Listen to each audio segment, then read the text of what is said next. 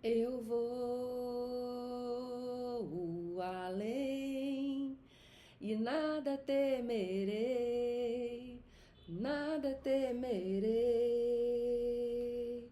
Eu vou além e nada temerei,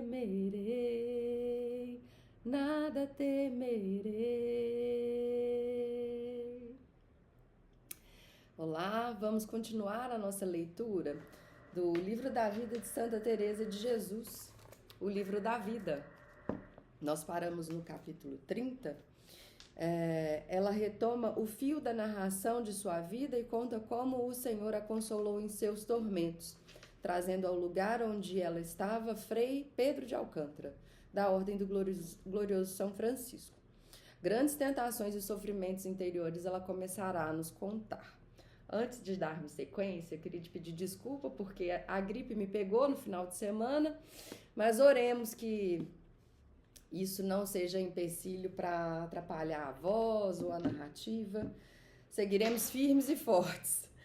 E queria compartilhar com vocês também, antes de continuar, e convidar vocês, né, a nossa oração, para que Deus nos abençoe.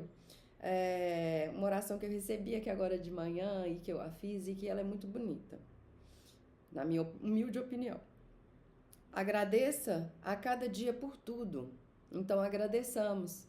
Agradeço, Senhor, por ter acordado, por ter uma família, por ter amigos, por ter trabalho, pelo meu sustento, pelo alimento de cada dia, por ter recebido a fé verdadeira, por ter recebido a filiação divina, por ter um Pai que me mandou o seu Filho unigênito, pela graça do Espírito Santo, por ter uma Mãe do céu, por ter São José como Pai, por ter um anjo da guarda, por ter a Igreja, a Santa Igreja Católica, por ter os sacramentos, por ter sacerdotes. Em tudo, dai graças.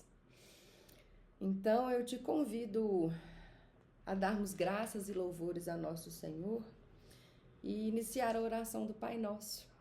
Pai nosso que estais nos céus, santificado seja o vosso nome. Venha a nós o vosso reino, seja feita a vossa vontade, assim na terra como no céu. O pão nosso de cada dia nos dai hoje, perdoai as nossas ofensas, assim como nós perdoamos a quem nos tem ofendido. E não nos deixeis cair em tentação, mas livrai-nos do mal. Amém. Ave Maria, cheia de graça, o Senhor é convosco. Bendita sois vós entre as mulheres e bendito é o fruto do vosso ventre, Jesus. Santa Maria, Mãe de Deus, roga a Deus por nós pecadores, agora e na hora de nossa morte. Amém. Glória ao Pai, ao Filho e ao Espírito Santo, como era no princípio, agora e sempre, e por todos os séculos dos séculos. Amém. Ó Maria concebida sem pecado, rogai por nós que recorremos a vós. Glorioso São José, rogai por nós. Vendo que praticamente nada conseguia fazer para impedir ímpetos tão grandes, comecei a temê-los.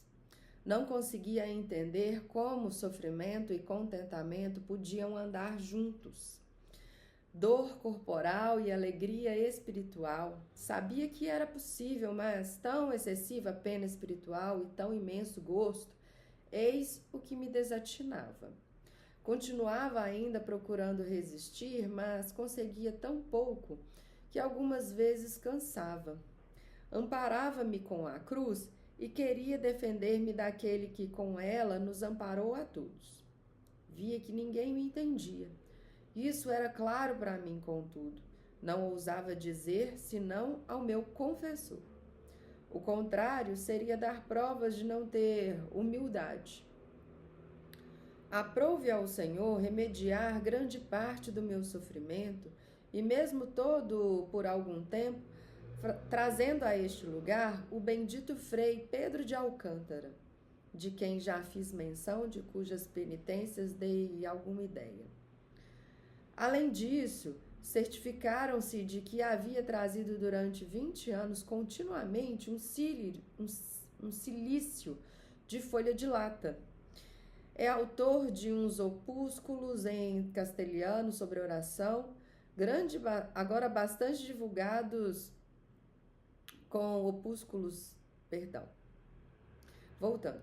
É autor de uns opúsculos em castelhano sobre oração, agora bastante divulgados com grande proveito, tanto para principiantes como para os que estão exercitados na oração. Guardou a regra primitiva do bem-aventurado São Francisco em todo o seu rigor e usou de asperezas das quais, em parte, já fiz menção. A viúva serva de Deus minha amiga de que te falei, soube tão eminentemente que o varão estava aqui. Conhecia minha necessidade, era testemunha de minhas aflições e consolava-me bastante.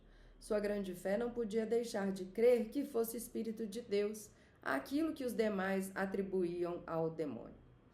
Como é pessoa muito discreta e de ótimo entendimento, a quem o Senhor fazia muitas graças na oração, Sua Majestade quis esclarecê-la para entender o que os doutos ignoravam. Meus confessores davam licença para que me abrisse com ela, contentando-lhe algumas coisas, pois era digna de confiança. Cabia-lhe algumas vezes parte dos favores que o Senhor me concedia, com avisos muito proveitosos para a sua alma. Sabendo que Frei Pedro estava aqui, para maior facilidade, obteve licença do meu provincial sem nada me dizer, para que eu passasse 8 dias em sua casa. Aí, em algumas igrejas, falei a este santo muitas vezes para a sua primeira vinda a Ávila e depois, em diversas ocasiões, tive muita comunicação com ele. Dei-lhe conta sumariamente da minha vida e do meu modo de proceder na oração, com a maior clareza que me foi possível. É sempre meu costume tratar com toda a verdade com aqueles a quem comunico as coisas de minha alma. Quisera que até os primeiros movimentos lhe fossem conhecidos, assim como os casos apenas de dúvida e de suspeita. Chegava a dar-lhe argumentos contra mim, assim, pois, sem duplicidade, sem dissimulação, abri-lhe minha alma. Quase as primeiras palavras vi que me entendia por experiência. Era, contudo, o que eu precisava, pois não entendia como agora, nem tinha termos para me expressar. Só depois recebi de Deus o dom de compreender e explicar os favores que Sua Majestade me faz. Era, pois, necessário alguém que houvesse passado pelo mesmo, para me entender e declarar o que era. Deu-me grandíssima luz, porque até então as visões desprovidas das imagens constituíam para mim inexplicável mistério, tão pouco entendia as que se manifestavam aos olhos apenas da alma. Só julgava dignas do apreço as que se percebem com os olhos corporais, e destas não tinha. Deu-me o santo homem muita luz e explicou-me tudo. Disse-me que não me afligisse, antes louvasse a Deus e me convencesse de que era Espírito de Deus, e que, afora as verdades da fé, não podia haver coisa mais certa e digna de ser crida. Consolava-se muito comigo e mostrava-me grande bondade e benevolência. Desde então, sempre me testemunhou muita estima, pondo-me ao corrente de seus empreendimentos e negócios. Achou em mim em estado de desejos o que nele já era obras. Alegrava-se de tratar comigo, vendo-me com tanto ânimo, pois o Senhor me dava anseios muito decididos. É que para uma alma elevada por Deus a este estado, não há prazer sem consolo que iguale ao de encontrar outra alma, a quem lhe parece ter o Senhor concedido ao já início do mesmo estado. Então, não devia eu ter muito mais que isso, segundo posso julgar. Praz ao Senhor, o tenho agora. Mostrou-me imensa compaixão e disse-me que uma das maiores provações deste mundo é a contradição dos bons. Era o que eu havia padecido. Restava-me ainda muito a sofrer, porque minhas necessidades eram contínuas, e não havia nesta cidade quem me entendesse. Prometeu-me falar ao que me confessava e a um dos que mais me faziam sofrer, que era o cavalheiro casado de quem fiz menção. Este, sentindo por mim grande amizade, era quem mais guerra me fazia. É alma temerosa e santa, e como até bem pouco tempo me via tão ruim, não se tranquilizava inteiramente. O santo varão fez como disse e falou a ambos, dando-lhes razões para explicações, para que se tranquilizassem e não me inquietassem mais. O confessor de pouco precisava, mas o cavalheiro estava tão necessitado que não bastou para sossegá-lo inteiramente, embora contribuísse para que não me assustasse tanto. Ficou então combinado entre nós que daí em diante eu escreveria ao Frei Pedro o que sucedesse, e mutuamente nos encomendaríamos muito a Deus. Era tanta a sua humildade que fazia caso das orações dessa miserável, o que me causava não pequena confusão. Deixou-me com imenso consolo e contentamento, mandando-me que continuasse a ter oração com toda a segurança e não duvidasse de que tudo provinha de Deus. Desse parte ao confessor de qualquer dúvida que me ocorresse, e mesmo de tudo com maior segurança. E com isto vivesse tranquila. Contudo, eu não podia sentir essa total segurança sobre todos os pontos.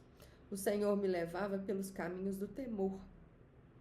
E assim, tornava a crer que era a ação do demônio quando o afirmava. Certo é que ninguém conseguia infundir-me nem temor nem tranquilidade.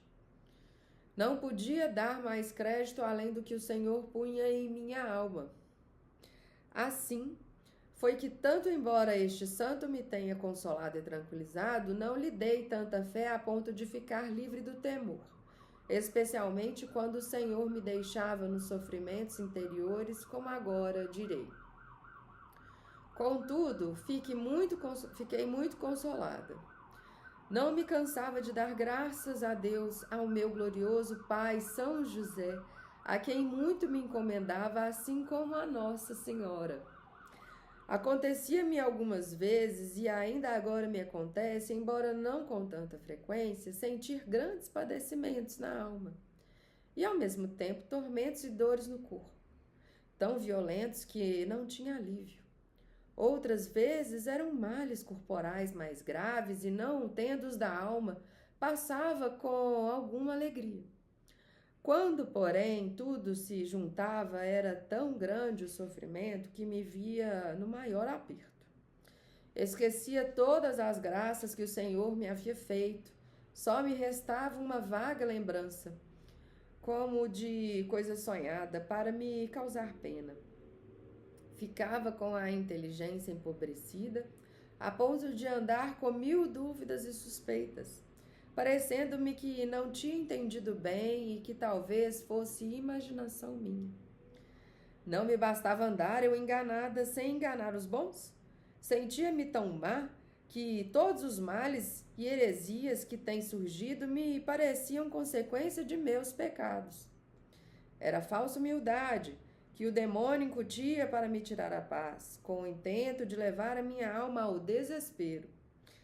Tenho tanta experiência que ele, vendo que o entendo, não me atormentava mais neste ponto como costumava. Vê-se isto claramente na inquietação e no desassossego. Com que começa? Na agitação que produz na alma, todo o tempo que dura e a obscuridade e a aflição que deixa, juntamente com secura e má disposição, tanto para orar quanto para fazer o bem. Parece que sufoca a alma, ata o corpo para impedir todo o proveito. Quando a humildade é verdadeira, conhecemos nossa maldade e temos pena ao ver o que somos. Lamentamos de maneira sincera a nossa miséria, Contudo, não produz inquietação, desassossego na alma, obscuridade, nem aridez. Pelo contrário, vem com alegria, paz, suavidade e luz. A alma sente pena, mas por outra parte sente conforto, vendo quão grande favor Deus lhe faz em lhe dar aquele sofrimento e como é bem empregado. Causa-lhe pesar ter ofendido a Deus, mas, ao mesmo tempo, dilata-se com o pensamento de sua misericórdia. Tem luz para se confundir, tem luz para se confundir e para louvar a Deus, a sua majestade, que suportou tanto. Na humildade que vem do demônio, não há luz para bem algum. Parece que Deus leva tudo ao fogo e a sangue. Só considera a sua justiça, só considera a sua justiça. A alma conserva a fé, mas de maneira que não sente consolo. A vista de tanta misericórdia contribui para lhe aumentar o tormento, porque vê que está obrigada a maior gratidão. É uma invenção do demônio, das mais penosas, sutis, dissimuladas, de que tenho conhecimento. Quis avisar a vossa mercê para que, se for tentado desse modo, tenha alguma luz e conheça, caso o inimigo lhe deixar o entendimento livre para o perceber. Não pense que isso dependa de estudos e do saber. A mim, embora tudo me falte, só vejo o desatino depois de passado. Entendo que o Senhor quer, permite e dá licença ao demônio para Entendo que o Senhor quer, permite e dá licença ao demônio, como lhe deu para que tentasse a Jó. Pela minha pouca virtude, não é com tanto rigor. Aconteceu-me isto certa vez, bem que me recordo, na antevéspera de Corpus Christi, festa da qual sou devota, ainda que não tanto como fora justo.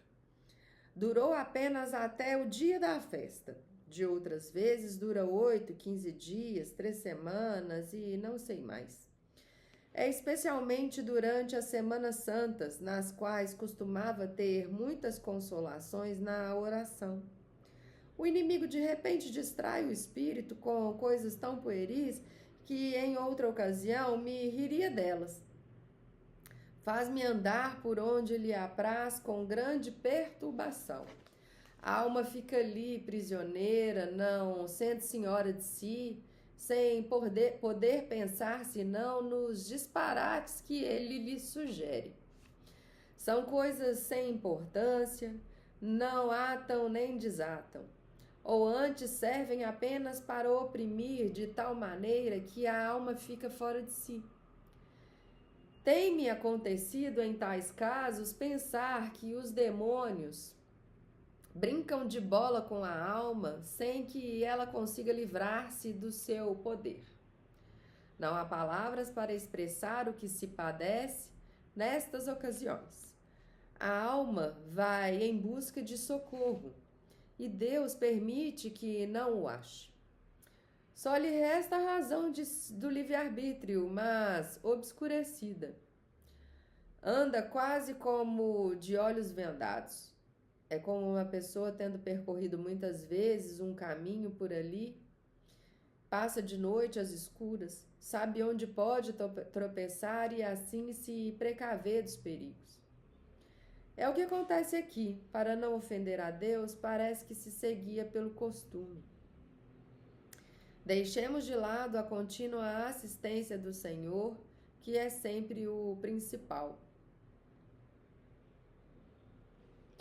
Nesta ocasião, a fé está muito adormecida e sonolenta como todas as demais virtudes.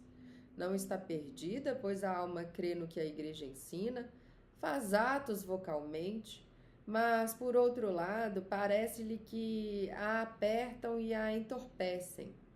Tem a impressão de conhecer a Deus vagamente. O amor está de tal modo tíbio que, se ouve falar neste Senhor, aceita-o como doutrina que crê, porque a igreja o ensina. Não lhe resta lembrança alguma do que experimentou em si. Rezar ou buscar solidão é afligir-se ainda mais. O suplício que sente sem lhe saber a causa é intolerável. A meu ver, é uma imagem tal e qual o inferno, que é realmente assim, segundo o Senhor me deu a entender em uma visão. A alma queima-se por dentro de si, sem saber por quem e nem por onde lhe entra o fogo. Não tem meio de escapar dele, nem com o que o apagar. Buscar remédio na leitura é como se não soubesse ler. Uma vez tentei ler a vida de um santo para ver se conseguia embeber-me e consolar-me com o que me padecera. Li 4 ou 5 vezes outras tantas linhas. Era em nossa língua, no fim entendia menos no que no princípio, de modo que desisti. Aconteceu-me isso muitas vezes, mas desta me recordo particularmente. Conversar com alguém é pior. O demônio incute espírito de tão ira e tão desagradável que dá ímpeto de comer todos sem me poder dominar. Já é muito, creio, conter-me o Senhor, quem segura com a sua mão, a quem assim está para que não diga nem faça contra o próximo coisa que prejudique e ofenda a Deus. Quer fazer? Que fazer? Ir ao confessor? Verifiquei o seguinte: falavam-me e repreendiam-me com tal aspereza que depois, quando eu lhes repetia suas palavras, eles mesmos se espantavam e diziam que não estavam em suas mãos agir de outro modo. Com efeito, punham firmemente o não fazer quando me vissem em semelhante sofrimento de corpo e de alma. Depois tinham pena e até escrúpulo. Determinavam consolar-me com piedade e não conseguiam cumprir. E são muitos santos aqueles com os quais me tenho confessado ultimamente e ainda confesso. Suas palavras não eram más, quero dizer, não chegavam a ser ofensa contra Deus. Contudo, eram as mais ásperas que se possa imaginar num confessor. Provavelmente pretendiam mortificar-me. Em outras ocasiões, eu ficaria contente e teria paciência para sofrer. Mas então tudo era tormento para mim. Vinha-me receio de os estar iludindo, ia ter com eles e avisava-os com muita sinceridade que se acautelassem comigo, que os poderia enganar. Bem via que advertidamente não seria capaz de o fazer, nem lhes dizer mentira, mas tudo se convertia para mim em temor. Certa vez, entendendo a tentação, disse-me um confessor que não afligisse. Ainda quando quisesse enganar, tinha ele bastante juízo para se deixar iludir. Deixou-me isto muita consolação. Alguma vez, e quase sempre, ao menos, era o mais comum, eu recomendava a paz depois de comungar. Algumas vezes, e quase sempre, ao menos era o mais comum, eu reencontrava a paz depois de comungar. Não raramente, aproximando-me do sacramento, no mesmo instante ficava tão boa de alma e de corpo que me espantava. Era como se, num momento, se dissipassem todas as trevas da alma e raiasse o sol. Então eu conhecia os disparates em que tinha me metido. Outras vezes, como já contei, com uma só palavra que o Senhor me dizia como esta: não te aflijas. ou não tenhas medo, ou com alguma visão ficava inteiramente sã, como se nada houvesse tido. Consolava-me então com Deus, queixava-me a Ele, perguntava-lhe como consentia que eu padecesse tantos tormentos. Quase sempre vinha-me em seguida as graças em grande abundância. Tudo ficava bem pago. Tenho a impressão de que a alma sai do crisol como ouro, mas apurada e límpida, para ver em si o Senhor. Assim é que insuportáveis que pareciam, estes padecimentos tornavam-se pequenos. A alma quer tornar a padecê-los, se forem para a maior glória do Senhor.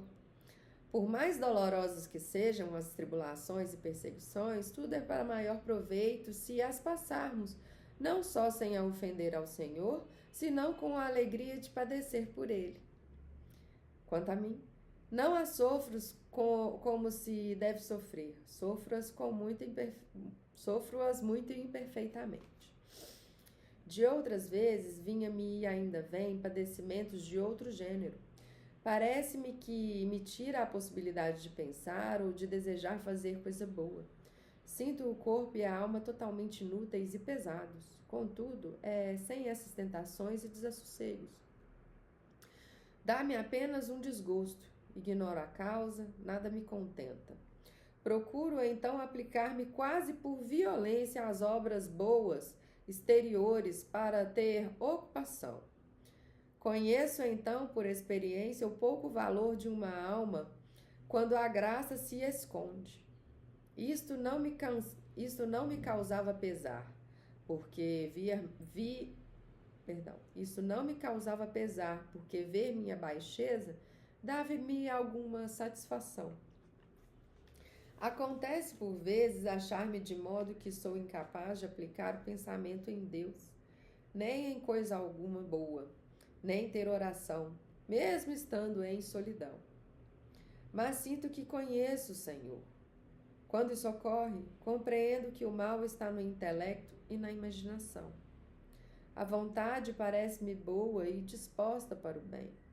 O espírito é que está desvairado como um louco furioso. Ninguém consegue contê-lo. Não sou capaz de o aquietar, senão durante um tempo de um credo. Rio-me algumas vezes e conheço minha miséria. Ponho-me a olhá-lo para ver até onde vai. Glória a Deus, nunca, nem por exceção, divaga em coisas que não sejam boas. São assuntos indiferentes, como, por exemplo, o que há por fazer aqui ou ali ou acolá.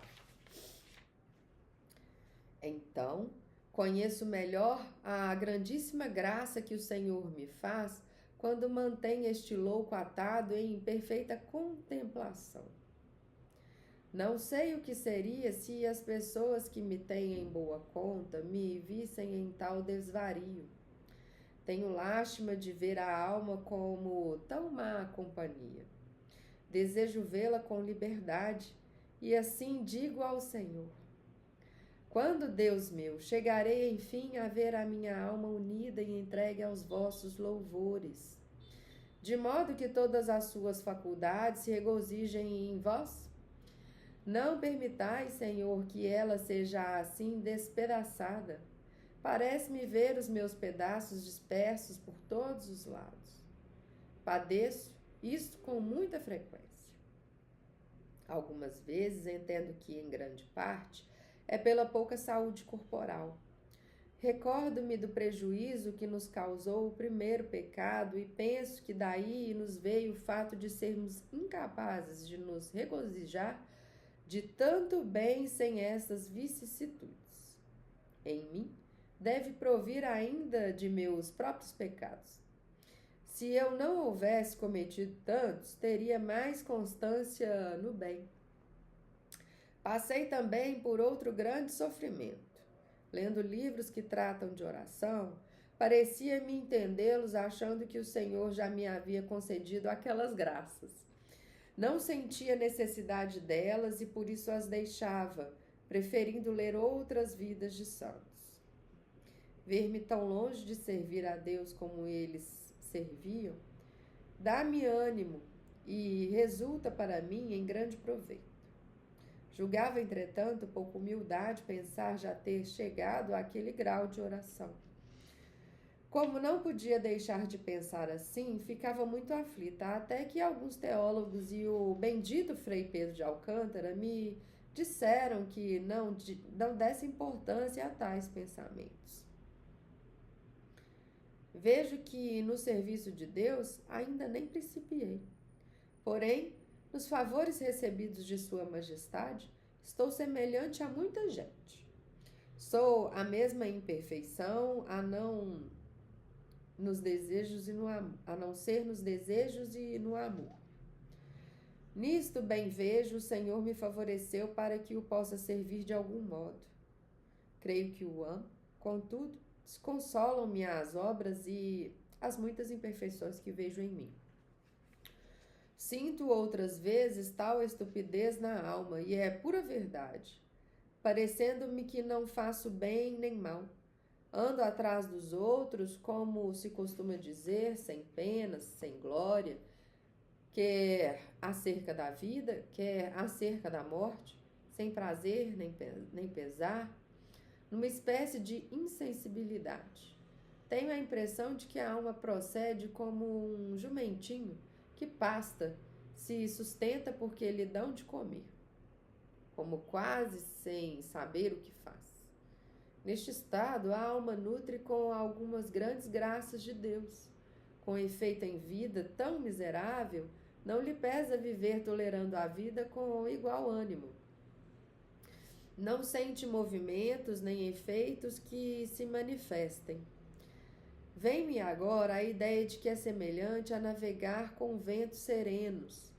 Anda-se muito sem entender como.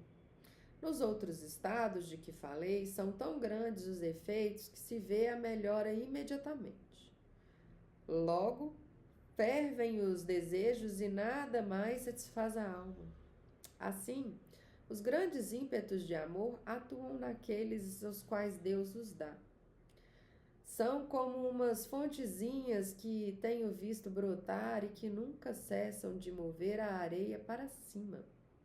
Este exemplo ou comparação parece muito natural e se enquadra bem com as almas que chegam aqui. O amor está sempre em borbotões, imaginando o que fará. Não cabe em si, como na terra parece não caber aquela água. Vai sempre borbulhando. Assim está a alma frequentemente. Não sossega, nem cabe em si, como o amor que tem. Já está inundada. Como este amor não lhe faz falta, quisera que os outros bebessem para ajudá-la a louvar a Deus. Quantas vezes me recordo da água viva de que o Senhor falou à samaritana. É o que me faz ser muito afeiçoada a este evangelho. Já o era desde muito pequena. Certamente não entendia esta graça como agora. Suplicava muitas vezes ao Senhor que me desse daquela água. No aposento onde eu morava, tinha um quadro representando o Senhor junto ao poço, com esse letreiro: Domine da-me aquam, que a tradução em latim é: Senhor, dai-me desta água. João 4,15. Eu acho que eu falei a pronúncia correta em latim. Semelhante também em um grande fogo, para que não diminua, é preciso constantemente alimentar as labaredas. Assim são as almas que me refiro, ainda que muito à sua custa. Quereriam trazer lenha para o que o incêndio não se apague. É tal minha miséria que me contentaria só de ter palha para lançar nele. Assim me acontece algumas vezes e muitas. De umas chego a rir, de outras muito me aflijo. Incita-me o movimento interior a fazer alguma obra. Não sendo capaz de outras maiores, Ocupo-me em adornar as imagens com raminhos e flores, em varrer, em arrumar um oratório, em outras coisinhas tão baixas que sinto confusão. Se fazia alguma penitência, era tudo tão pouco, de tal maneira que a não levar o Senhor em conta a sua boa vontade.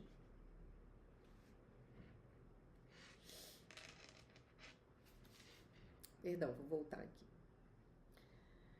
Se fazia alguma penitência, era tudo tão pouco e de tal maneira que, a não levar o Senhor em conta a boa vontade, eu mesma via que era sem valor algum e ria de mim. Verdadeiramente, as almas às quais Deus, por sua bondade, dá a abundância a este fogo de seu amor, não sentem pouco quando lhe faltam forças corporais para fazerem a ele alguma coisa. É sofrimento bem grande, faltam-lhe meios para lançar alguma lenha a este fogo. Está morrendo porque não a lançam. Parece-me que vão interiormente se consumindo e reduzindo a cinzas. Desfazem-se em lágrimas e abrasam-se ao mesmo tempo. Suplício intenso, embora saboroso. Louve muitíssimo ao Senhor a alma que, tendo chegado a este ponto, recebe dele forças corporais para fazer penitências, ou ainda instrução, capacidade e liberdade para pregar, confessar e levar almas a Deus. Ela não saberá nem entenderá o valor dos bens que possui, se não tiver experiência do que é receber muito e nada poder fazer no serviço do Senhor. Seja Ele por tudo bendito e rendam-lhe glórias aos anjos. Amém. Não sei se faço bem em escrever tantos detalhes, como vossa mercê de novo me mandou dizer, que não tivesse receio de me estender, e nada omitisse. Vou referindo com clareza e verdade tudo que me vem à memória. É forçoso, porém, deixar muita coisa. Seria gastar mais tempo tendo eu tão pouco e, porventura, sem proveito algum. Muito interessante aqui nesse capítulo 30, a forma como ela parece entremear o testemunho dela, né? E depois até a confissão, né? Parece que para ela é muito dificultoso, ela faz muito esforço em narrar todas esses caminhos, né? Principalmente quando ela está nessas vias de tentação, para ela achar a temperança dela, que ela no final, ela sempre, como ela está escrevendo endereçada a um confessor, né? Ela confessa aqui, né? Como ela disse, não sei se faço bem em escrever tantos detalhes. Como vossa mercê de novo me mandou dizer, que não tivesse receio de me estender e nada omitisse. Vou referindo com clareza e verdade tudo que me vem à memória. É forçoso, porém, deixar muita coisa. Parece que ela tem tanto mais, né, dessa água, desse poço, que está aí borbulhando, transbordando. Aí ela finaliza, é forçoso, porém, deixar muita coisa. Seria gastar mais tempo tendo eu tão pouco e, porventura, sem proveito algum. De alguma forma, né, ela também já devia estar sentindo aí, né, um chamado para a glória eterna. Então, deixa eu só ver aqui como estamos de tempo no vídeo. Eu vou finalizar esse capítulo 30, ele foi bem extenso, né? Foram bastante descrições aqui que ela nos confidenciou, e eu continuo no próximo vídeo. Vou falar em vídeo, que esse vídeo sirva para, do fundo do coração, continuar aqueles que estão vendo na perseverança do caminho, assim como eu tento diariamente, né, para não deixarmos nos fraquejar, não voltarmos à beira, e que sigamos aí para louvar a Deus nos céus, na eternidade. Glória ao Pai, ao Filho e ao Espírito Santo, assim como era no princípio, agora e sempre, por todos os séculos dos séculos. Que Deus nos abençoe sempre. Em nome do Pai, do Filho e do Espírito Santo. Amém.